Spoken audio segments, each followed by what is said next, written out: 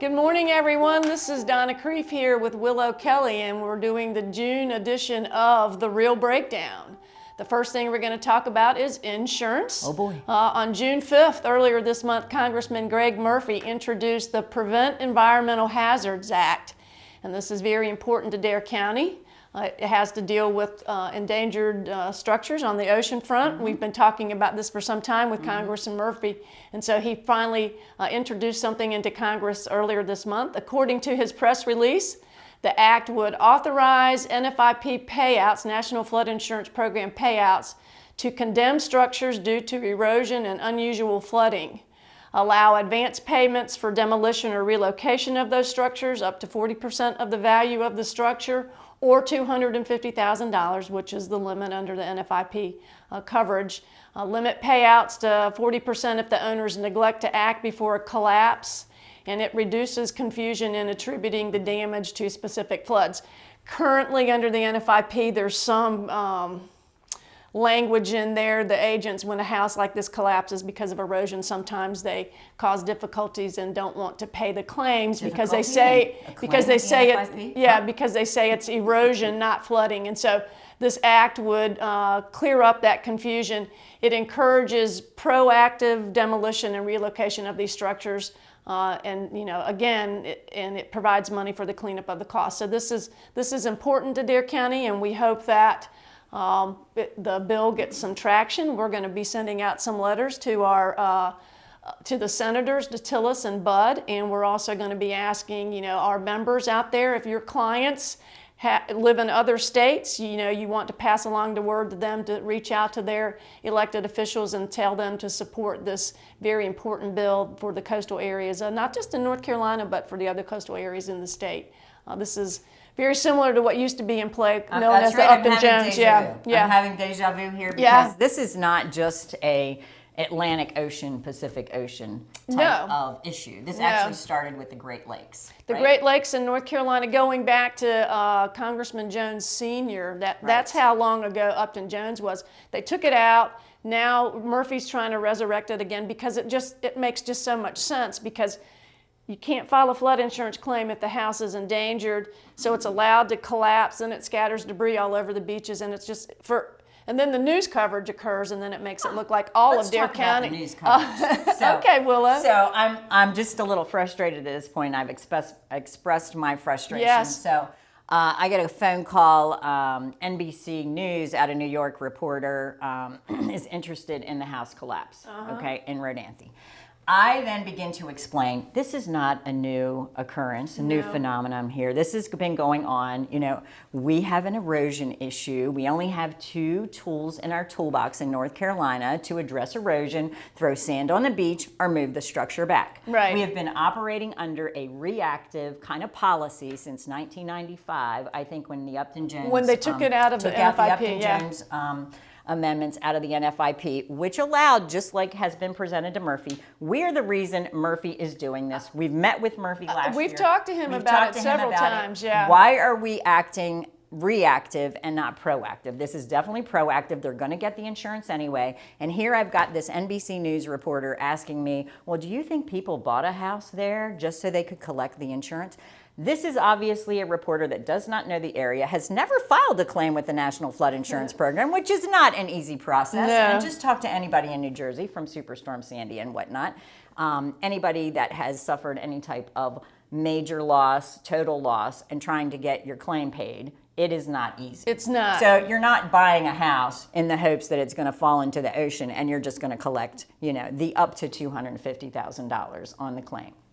So, again, very frustrating. And again, this is something that's happening now. This was happening in the 80s and in the early 90s, and I think there were over 450 claims under the Upton Jones Amendment. I think it might have been 600. There was a fair amount. Most of them were in North Carolina. It was working in North Carolina. It was happening then, and so we don't tend to look back on history to say, this is not something new. And you can look along, the ocean front in Nags Head and see where structures have been moved back, not once, but maybe even twice, because of erosion. And in that area, there's a 4 to 8 foot erosion rate. So in Rodanthe, it's higher than that. 4 to 8 feet a year, give or take. And it's just, it's what we're dealing with here. It just makes so much sense, this legislation does. So let's hope that it gets some traction. Again, we're going to be sending out those letters in support, and we hope that the members and their clients will do the same out there and reach out there to elected officials. So let's talk about insurance in the state of North Carolina. Let's talk about more frustration. Yeah, so Insurance Commissioner Mike Causey announced earlier this month that he had negotiated the dwelling policy rate increases. They had asked for an increase back, I think it was in November of last year, and they have negotiated some rate increases. The average rate increase for the state is 8%. For us here in Territory 110, the beaches of Dare and Currituck County, it's actually 14.9%. And for Territory 130, which is the other areas of Dare and Currituck County, I think it's of the mainland areas, it's a little bit, it's lower than that, it's 5.8%. So better than what they were asking for, but still another rate increase that, that'll go in effect in November. For us, the base rates are already so high, this equates on let's say on a $400,000 house, it equates to like $650 additional. The landlords are going to get these increases. They're going to pass it along to their tenants. The out-of-state property owners are going to have to deal with these dwelling rate increases. It's just another, and another, and another. And then we got the homeowners rate increase that's supposed to be going to hearing in October. So we'll see how that shakes out. Yeah, let's talk about that. So, okay. The beach plan. Yeah. It's supposed to be called the Coastal Property Insurance Pool, NCIUA. Everybody calls it the beach plan. Under the management of Gina Hardy and the board there has done a phenomenal job in managing the highest risk policies in the state. Okay, over 230-some thousand policyholders in Eastern North Carolina paid $533.5 million last year in premium. Okay, right. In 2023. Right. And paid out, got reinsurance costs down to 20% of total premium. I mean, it's like 122 million or something. Okay, so kept the cost of reinsurance low. Our reserve fund right now is like 1.3 billion in that. And because of Mark Basnight's action back in 2009 to say the companies can't take any more the insurance companies distribution, all the insurance companies writing in the state of North Carolina were profiting from the beach plan.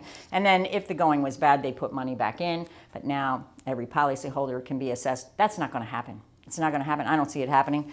But with that, this just, I looked at the financials. You can go online, look at the financials. There's transparency. Why can't we have a clarity law passed here in North Carolina like other states that will show by territory how much money's taken in premium and how much is paid out in losses? The same transparency that applies to the beach plan needs to be extended to the private companies. Correct. So not specific to company, but by territory. By territory. And here's the thing. You can see 533 million taken in, okay? You had your expenses, 69 million in commission paid out, the 13%. Everybody got paid. That was, writing the policies. You have your overhead and expenses kept low, extremely low compared to other companies.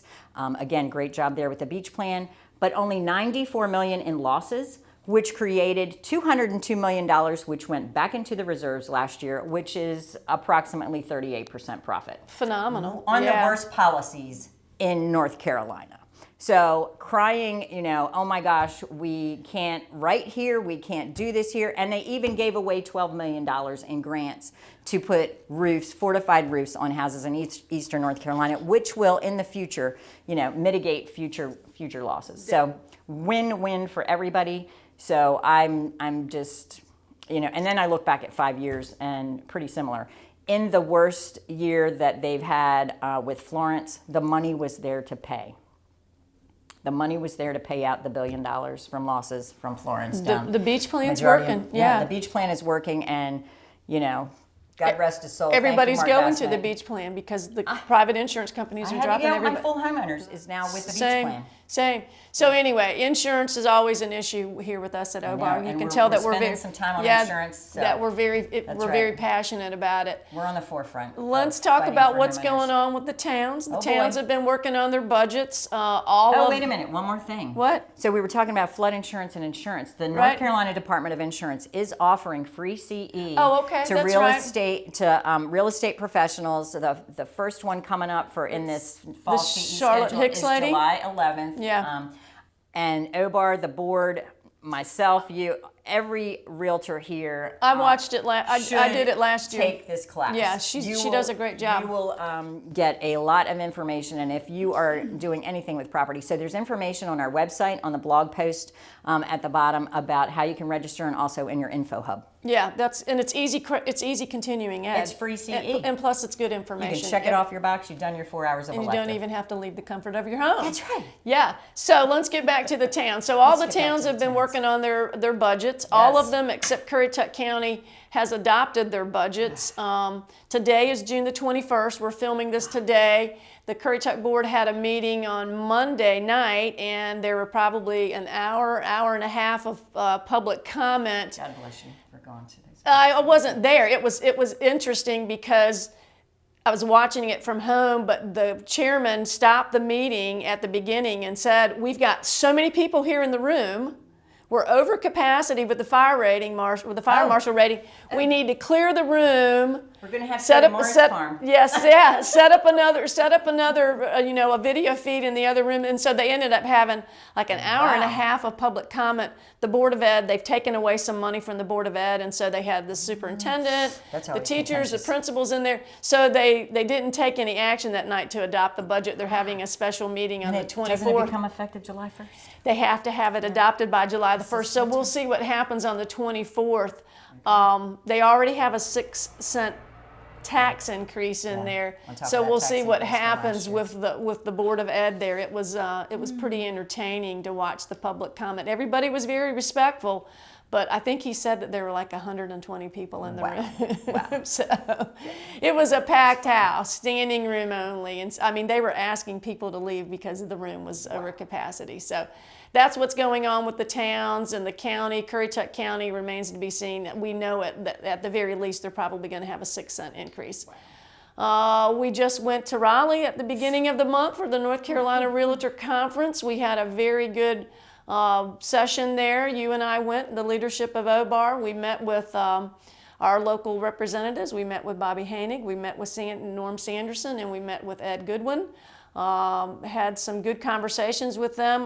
Goodwin spent an hour with us. Sanderson and Hainig probably spent close to an hour with us. I think his answer to most things were just use a gun. Well, yeah, But anyway. that was good one. Yeah, that was good was one. good. But you know, Hainig did talk about how he's forming an insurance Yes. committee, and they talked about. We talked a little bit about short-term rentals and how he's working to revamp the Vacation Rental Act. But that's obviously going to have to, be something that's going to take some time. It's not going to happen We talked overnight. about squatters. We talked about Yeah, that's that. the big bill. We talked about the accessory dwelling units, and it's a short session, so they're still working on the budget. They're hoping to get out of there by the end of July, so we'll see if that happens.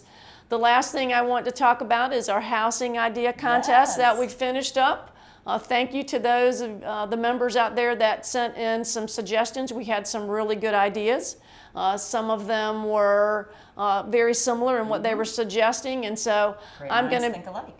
I'm going to be taking all that and summarizing it and sharing that with the Dare County, the folks on the Dare Community Housing Task Force. And then we're going to be posting them on our OBAR social media and webpage. And so thanks again for that. If you didn't send anything in and you have a bright idea that you want to share with me, please feel free to email me or call me, because I'm always open to ideas. And that's all I have for today. Wow. Willow, what else do you have? Well, we have a lot of stuff coming up. I know we're rolling into summer here, Yeah. and fall CE. We're going to be offering free CE again, so you can just check our website, outerbanksrealtors.com. Check our closed Facebook group. Please make sure you're a member of that, and also our public Facebook page. It's a closed Facebook group. We're also on our YouTube channel, Right. where we post these videos, and other social media channels. So check us out. Check that website, definitely, because on the calendar and also in our blog post is where you'll find some information about what's happening here at OBAR. And if real estate is your profession, politics is your business. Thanks so much, everybody. Take care.